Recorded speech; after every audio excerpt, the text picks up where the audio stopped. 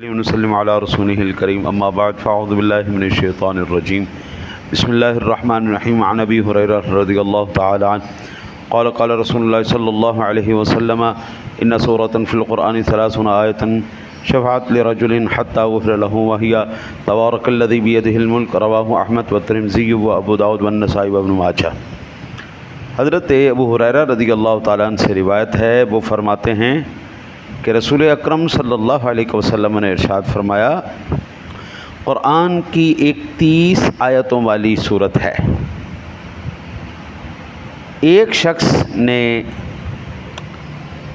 اس کی تلاوت کی یہاں تک کہ شفاعت کی اس کی اور بخشش ہو گئی۔ وہ تبارک الذی بیدہ الملک ہے، اس کو امام ترمذی، ابو داؤد، نسائی، ابن ماجہ نے اس کو نقل کیا ہے۔ سادہ لفظوں میں میرے آقا نبی اکرم صلی اللہ علیہ وسلم نے ارشاد فرمایا، ایک بندے کی عادت تھی وہ روزانہ سورۃ الملک تلاوت کیا کرتا تھا۔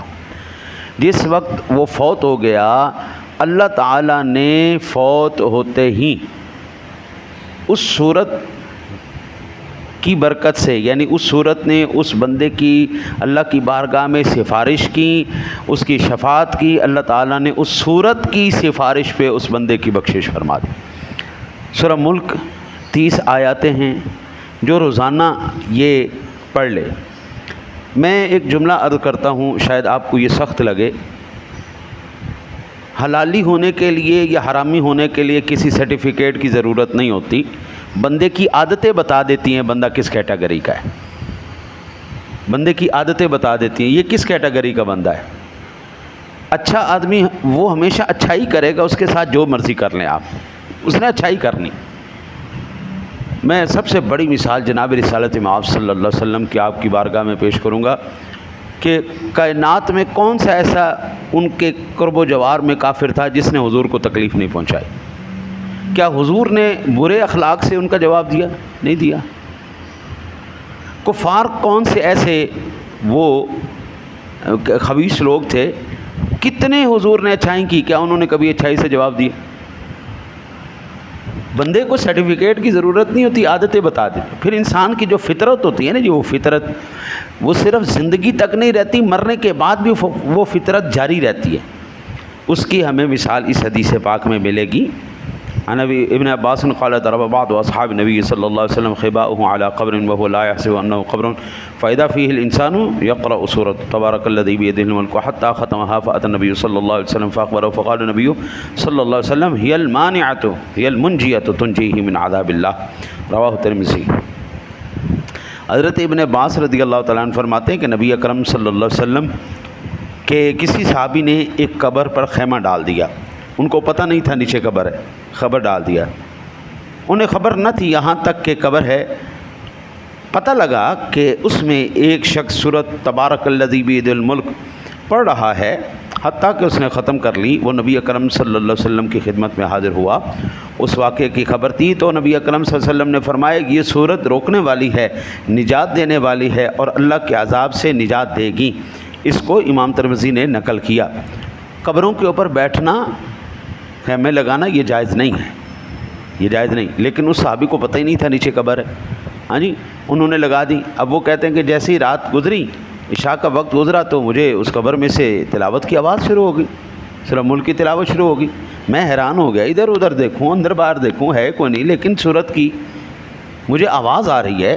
تو کہتے ہیں سورت چلتی رہی، جب پوری سورت تلاوت مکمل ہو گئی تو میں بڑا حیران ہوا۔ میں نے جا کے حضور کی بارگاہ میں عرض کیا، یا رسول اللہ، بڑا میں حیران ہو گیا ہوں، میں نے اس طرح زمین کے اندر سے قرآن کی آواز سنی ہے۔ تو کریم آقا جی علیہ نبینا علیہ الصلوۃ والسلام نے پھر آپ ارشاد فرمایا، آقا جی نے ارشاد فرمایا بندہ مومن کی قبر تھی، اس قبر میں سے اس کی تلاوت کی آواز آ رہی تھی۔ قبر میں بولا نہیں جا سکتا۔ جو لوگ کہتے ہیں کہ صحابہ کو کرامات نہیں آتی تھی یا صحابہ کی کرامات نہیں ہے، تو میں کہتا ہوں جو قبر کے اندر کی آواز سن لے یہ کرامت نہیں ہے بھائی، قبر کے اندر کی آواز۔ اور پھر یہ خبر مجھے کس نے دی؟ رسول اللہ صلی اللہ علیہ وسلم کے حدیث سے پتہ چل رہا ہے مجھے۔ صحابہ کی کرامت تھی نا، زمین کے اندر سے آوازیں قرآن کی سن لیتے تھے، ہیں جی۔